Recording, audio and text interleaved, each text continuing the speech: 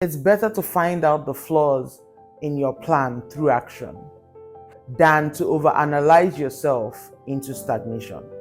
Let's talk about it.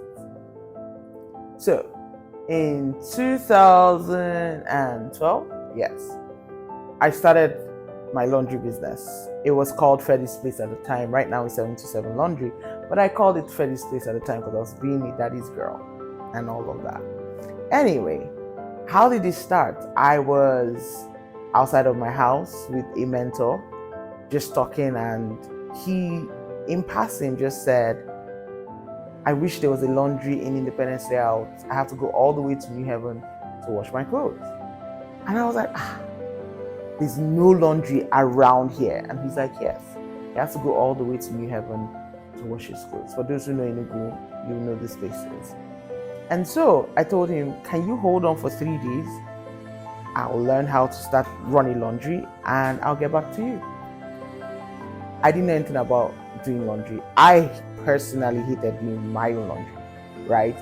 But in that moment, I had left school, there was no job, and I hated the waiting period between when you finish a job in architecture and start a new one. You know, sometimes there's a gap. So I needed something like a cash cow that would just be bringing in money on a regular. And so he said that, and I was like, okay, that's a need. I can get this done. And I started doing, I went out, found a guy near me who does laundry with hand, no machines, and I gleaned behind the reapers if it's TD takes, and I learned from him. Everybody told me it was flawed. My brother, my mother, everything. Everybody laughed, jested. You that doesn't like washing clothes is now doing people's laundry. Like, everybody said it was going to fail.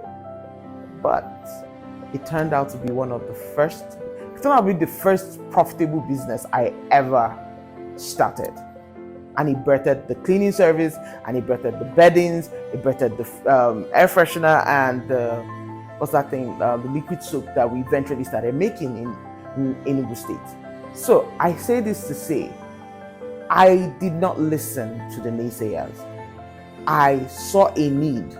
First thing, I saw a need, and I got up and I got to work, and I made sure I did everything that I knew to do well to get the business running. I asked questions because I am a firm believer of learning from other people's mistakes and not my own, but doesn't also cripple me in such a way that because I'm avoiding to make mistakes, I would not, take certain risk.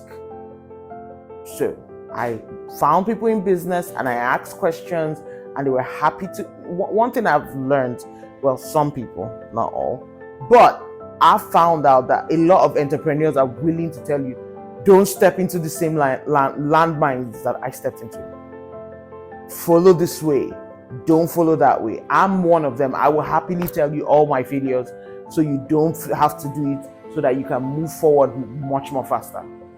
So I say all of this to say, to the woman, to the man who is sitting there over analyzing before starting that business, that side hustle. Why? Because your 9 to 5 is not paying and covering the bills. Get started. You found a problem, you found a need, fill that shoe. Stop overanalyzing, get to work, and it might just end up being a very profitable business. Thank you for listening. I'm Jennifer Wanfor once again, and I hope to see you in the next video. Please like and subscribe. Thank you very much. Bye.